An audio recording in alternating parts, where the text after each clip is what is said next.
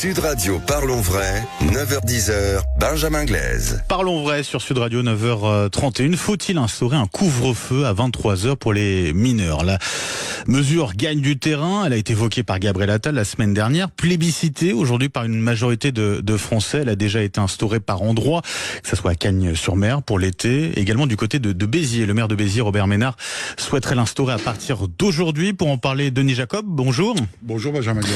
Secrétaire général du syndicat Alternative Police CFDT, également présent avec nous Thomas Sauvadet, bonjour. Bonjour. Et merci d'être avec nous ce matin sur Sud Radio. Vous êtes sociologue, spécialiste des bandes de jeunes, enseignant à l'université Paris-Est Créteil, également auteur de Voyoucratie et Travail social. 67% des Français donc considèrent qu'il faudrait imposer un couvre-feu pour les mineurs à partir de 23h dans toutes les communes du pays. Résultat d'un sondage réalisé ce week-end. Est-ce que ça vous surprend? Malheureusement non, pas de surprise. Vous comprenez bien que tous les jours nous avons des drames depuis maintenant plusieurs semaines, plusieurs mois. Et donc forcément, la population a besoin de sécurité et surtout a besoin d'être rassurée. Alors après, on va peut-être en débattre. Est-ce que le couvre-feu... Est-ce que c'est la solution? Est-ce que c'est la solution? Très honnêtement, moi, je ne le pense pas. Parce que le couvre-feu, c'est une mesure d'exception. Qu'on utilise en général plutôt sous un état d'urgence, que ce soit les émeutes ou des attentats de 2015, la période de Covid, des émeutes. Alors, on surfe un peu sur l'actualité là au niveau politique. On a des annonces qui sont faites pour la Guadeloupe dans des circonstances quand même très particulières où on a une recrudescence de crimes de la part de jeunes. Donc forcément, on se dit, ça se passe en Guadeloupe, on commence à voir des faits en métropole, pourquoi ne pas l'étendre? Sauf que généraliser un couvre-feu, je pense que c'est porter atteinte à la liberté de la majorité de nos jeunes, alors qu'on a quand même affaire, fort heureusement, à une minorité d'une jeunesse délinquante. Donc, est-ce qu'il faut le faire de manière chirurgicale, là où il y en a besoin? Je dirais... Pourquoi pas, mais ça réglera pas le problème de fond. Le couvre-feu, on le sait, c'est pour une période donnée, ponctuelle. Donc, de toute façon, une fois qu'on va lever le couvre-feu, les jeunes vont ressortir, les jeunes délinquants, et puis ils vont continuer. Et, je le rappelle aussi, on a des faits qui sont survenus ces dernières semaines qui ne se sont pas passés en soirée, qui se sont passés en journée. Donc, c'est toute la problématique de lutter contre cette délinquance des jeunes. Et les annonces de Gabriel Attal, en fait, ne fait que reprendre ce que nous, policiers, et moi notamment au titre de mon organisation syndicale, avons constaté. Et les propositions qui sont faites, en grande majorité, sont celles que nous préconisons depuis maintenant quelques décennies, puisque cette problématique de la délinquance, de la jeunesse violente, faut remonter quand même à 2005, quoi. C'est minima. La délinquance juvénile a toujours existé. 2005, oui. C'est pas nouveau. C'est pas pour rien qu'on a eu l'ordonnance de 1945. Mais l'ultra-violence chez les jeunes, ça, c'est un phénomène nouveau qui remonte à une vingtaine d'années. Denis Jacob, voilà pour. On va revenir dans un instant aussi sur, parce qu'il y a plusieurs communes qui l'ont essayé, je le disais. On va revenir aussi sur le retour d'expérience. Est-ce que ça a marché ou pas? Denis Jacob, c'est intéressant ce que dit à l'instant Thomas Sauvadet, c'est-à-dire que est-ce que l'instauration d'un tel couvre-feu, c'est pas déplacer le problème, puisque finalement sur les réseaux sociaux, on a cette liberté-là de. Alors, moi, j'ai lu un peu en diagonale vos travaux, Monsieur Sauvadet, et je vous rejoins sur la globalité de votre analyse. Tous les jeunes qui gravitent autour du noyau dur de délinquance, le couvre-feu peut faire un déclic chez les parents qui sont encore attentifs à leurs enfants. Ça, pourquoi pas? Celui qui est vraiment au cœur de la délinquance, les deux jeunes de Grande-Sainte, ils avaient déjà des antécédents, connus de la police, de la justice. Ces gamins-là, couvre-feu ou pas, on les empêchera de rien. C'est trop tard. Oui, pour eux, c'est trop tard. Donc là, il faut d'autres mesures alternatives, dont certaines font partie des annonces de Gabriel Attal, et j'espère que les mesures concrètes seront vite mises en œuvre, mais j'ai un peu de doute sur le timing calendaire au regard de la trêve estivale parlementaire et autres. Après, il y a les réseaux sociaux. Et effectivement, vous avez raison de dire que de toute façon, le couvre-feu ne changera rien à la violence, au moins virtuelle. On sait qu'aujourd'hui, les réseaux sociaux, c'est un désinhibiteur de la violence, de l'ultra-violence, et qu'aujourd'hui... Il y a des conséquences dans le réel. Et voilà, ce qui vit virtuellement sur les réseaux sociaux, il le transpose aujourd'hui dans la rue. Et il y a un exemple flagrant de l'effet des réseaux sociaux, c'est ce qu'on a connu à l'été 2023 avec les émeutes.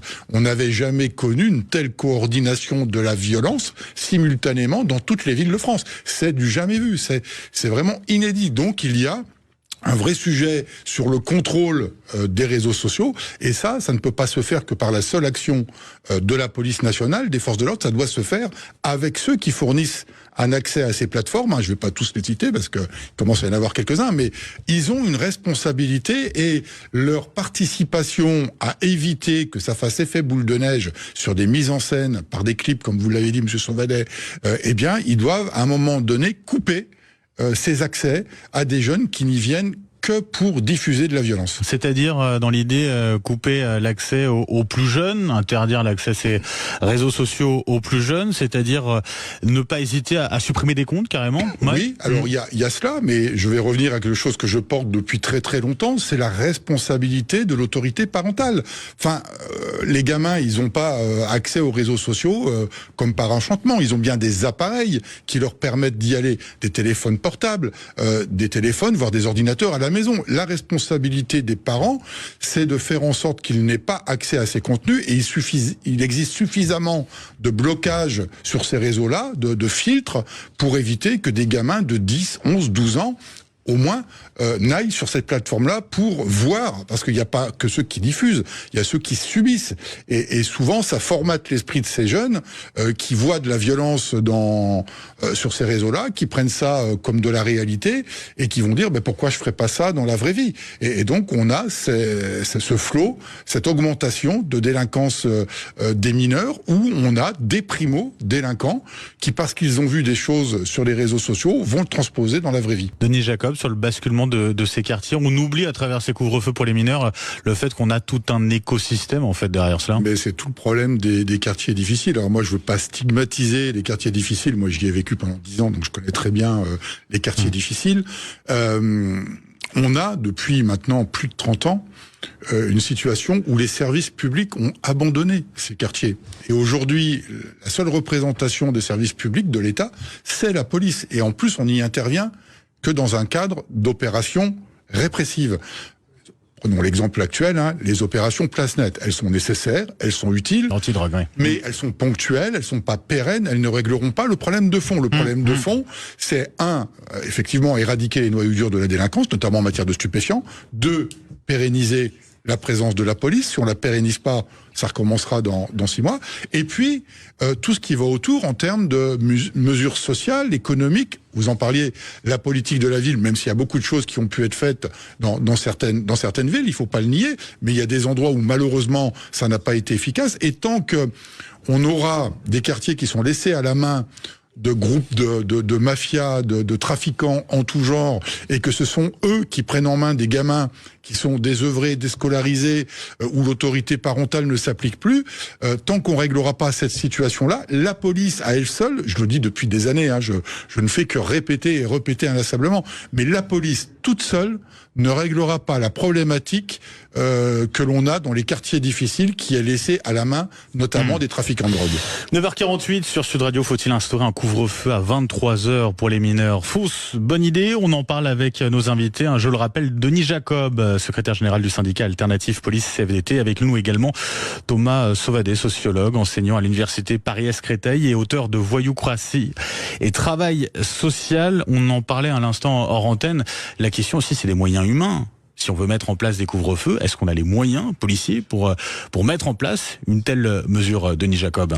Oui, comme je vous le disais tout de suite hors antenne, la police nationale va être très majoritairement mobilisée dans les semaines à venir sur les Jeux Olympiques. On a beaucoup de policiers qui sont d'ailleurs pour la plupart volontaires d'office pour venir sécuriser ces JO sur la plaque parisienne. Pendant qu'ils seront sur la plaque parisienne, on va déployer les réserves que l'on a dans la police nationale, c'est-à-dire la réserve policière, des policiers qui sont à la retraite, et une réserve citoyenne qui est composée de personnes diverses et variées, mais qui ne sont pas des professionnels de la sécurité, qui ont quelques semaines de formation, mais qui ne seront de toute façon pas des professionnels de la sécurité. Donc ces personnels-là vont assurer une certaine sécurité en province. Est-ce qu'elle est, compétente et formée pour assurer un couvre-feu? J'en suis beaucoup moins sûr, et je pense très honnêtement que disposition telle que le couvre-feu ne peut être réalisée que sous l'égide de l'opération Sentinelle. Je le disais. Donc de l'armée. Alors civilo-militaire, c'est armée, police ou gendarmerie. Tout à fait. C'est un mix. Quoique la gendarmerie, elle a une double casquette militaire et civile pour la sécurité intérieure. Mais je pense que ça ne peut être fait que sous l'égide de l'opération Sentinelle, parce que on va avoir des policiers qui vont être mobilisés sur les JO, et je ne vois pas comment la police seule va pouvoir assurer un dispositif de couvre-feu. Et puis sur les mesures annexes qui ont été annoncées par Gabriel Attal. Moi, je crains que ce ne soit pas mis en application là, puisque déjà il va y avoir 8 semaines de concertation. On va arriver en juin. Juin, c'est la trêve parlementaire.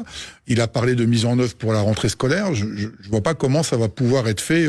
En tous les cas, s'il faut prendre des textes, décrets ou arrêtés, ça me paraît un peu compliqué. Mais sur ce couvre-feu, très honnêtement, la police nationale ne va pas pouvoir assurer, en tous les cas, dans la durée, cette mission. Si c'est pour une semaine, on peut le faire, ça servira à rien.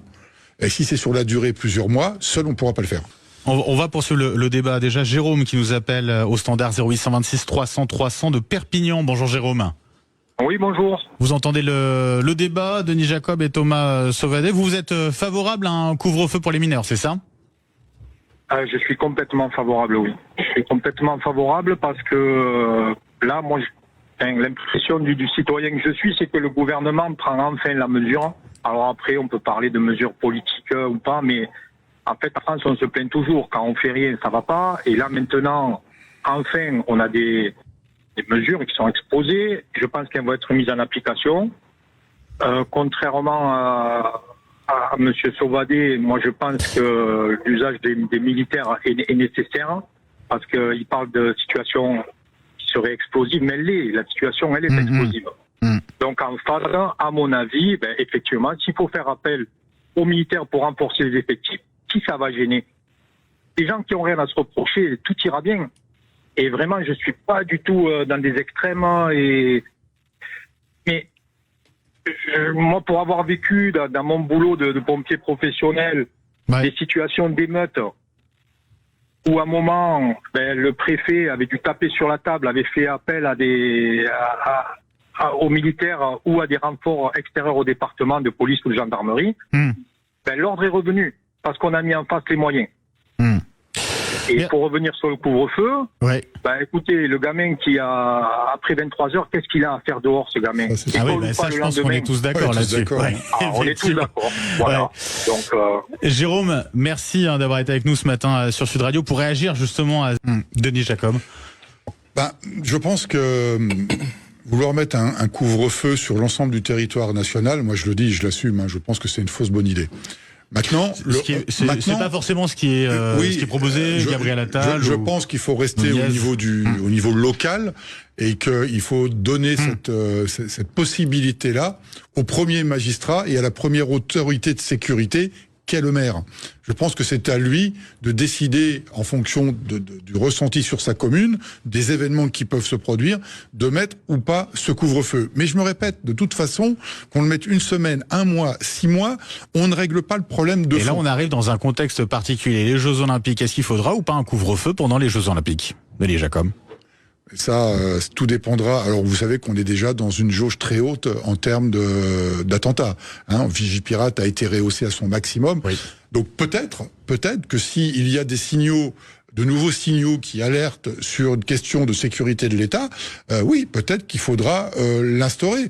Mais ça va être très compliqué une fois de plus, surtout en Île-de-France, avec les milliers, voire les millions de personnes qui vont venir en France pour participer aux Jeux Olympiques. Et les Jeux Olympiques, c'est pas uniquement les épreuves sportives. C'est aussi le soir, la visite de la ville, les sorties, l'amusement.